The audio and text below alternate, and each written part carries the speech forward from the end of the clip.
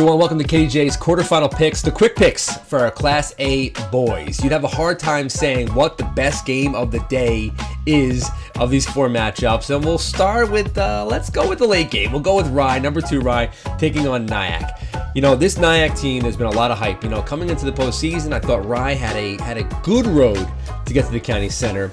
And when you watch what Nyak did in their semifinal win over Obama and just how Raydell Booten played this backcourt of this Nyak team, it's going to be a really tough matchup for Rye. It's a far tougher matchup for Rye defensively than I expected. Booten is just that good.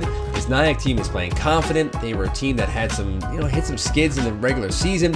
I think they're kind of better for it now, and they're going to go into this game. I say a very confident team. You know, the teams in Rockland County, especially at the Class A level, they look at themselves as being sort of stuck in the league with Tappan Zee and Pearl River. And when they feel they can get out of that, they don't get matched up with those teams in a bracket, they're on the opposite side as Nyak, they feel that, you know, the world is theirs. They're going to go on the road and win this game. I don't know if they will, because I think this is just, from a basketball perspective, this is just a bad matchup for Nyak. I think that when you look at this Rye team, what are they hung their hats on all season? It's the fact that they have Jake Kestner scoring the basketball, 15 points per game. They have a very balanced team around them, but they have a great and a very physical defensive team. I think Rye's going to have to come out here in this game, whether it's Carson Miller, other guards in this team, and just kind of establish themselves a little bit. Maybe get a little bumps, a little physicality with this Nyak team. Now, Nyak is going to be able to go at them with speed. I think Rye's toughness on the inside is going to be what proves to be the difference at the end of this game. I have Rye winning and moving on to the county center.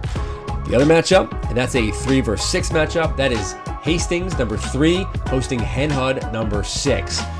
I didn't have Hastings getting here. I had them losing in the last round to Lakeland as a 19 seed, and they found a way, and I give them credit because, you know, one of the things that, you know, Hastings had to do was just prevent the three-pointer. You can't let Lakeland get comfortable from behind the three-point line.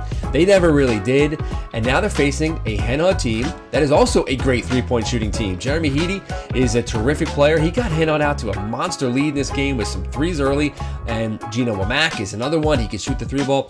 So it's a very similar game plan in a lot of ways, especially when you look at the fact that Hen Hud and Lakeland split their regular season matchups. This is a kind of a very similar game for Hastings going into it. Can they win as a number 3 seed, as an underdog again? Because I will say Hen Hud goes into this game as a favorite given the schedule that they played. It's going to be tough. I think Hastings is going to keep this game in the 40s. I do think Hen Hud finds a way. I'm sticking with my pre-tournament picks. I like Rye and Hen Hud moving on one side of the bracket. We go to the opposite side of the bracket. Our 5 o'clock game is Ardsley on the road at Byram Hills. You know, Ardsley won a section championship 4 years ago, beat Tappan Zee. Obviously, you know how that game ended on the McGarvey Miracle. But over time, one team that Ardsley has just had a hard time beating for whatever reason is Byram Hills.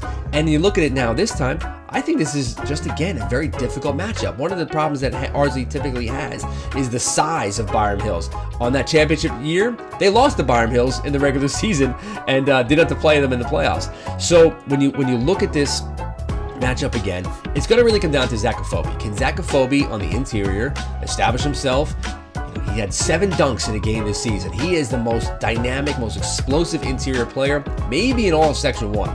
Can Ardsley slow him down and at the same time keep Tyson Repa from hurting them on the perimeter or getting the ball inside to Zach Afobe? So that duo is going to be very important for this Ardsley team to match. Can they hold and contain Afobe? It's going to be difficult.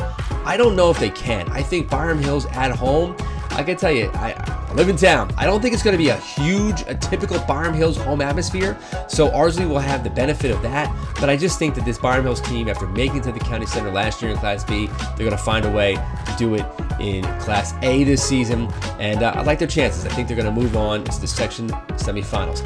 I think there's one game left. I think that game is a little thing called Pearl River and Tappan Zee. Defending state champion TZ, the number 8 seed, going on the road to take on Pearl River. Where do you start, right? We all knew this game was coming, and you know, you could look at it in so many different ways. They split in the regular season. TZ won the most recent game. TZ was actually playing that game without their best all-around scorer in Tommy Linehan, and you've seen this TZ team get better over time.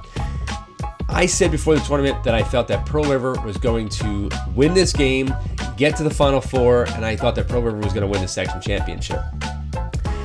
It's really been tough, man. This has been weighing on me. I think when you look at Xavier Lavelle, Isaiah Lavelle, Jack McCoyne is back, Tommy Linehan is back. I'm not going to be one of those guys that gets to pick both games. I'm going to stick with Pearl River, but man, this is going to be tough. I just, when you think about the Pearl River gym, the home court advantage they're going to have, they're selling tickets, they're going to have a limited capacity in this game. That gym, if you've ever been in there, it's going to feel real small. And when you look at this TZ team, the way they defend every inch of the court, it's going to feel even smaller for Pearl River. I could see Pearl River winning this game like a 40-39 victory. So as I said, I'll stick with Pearl River to win and move on to the Final Four. I'm going to reassess my championship pick maybe after this round, because all these matchups are just so good in Class A. But I'm going to stick with PR, Rye, Hen Hud, and Byram Hills to go to the Final Four in Class A. Going to be a great day of basketball this Wednesday.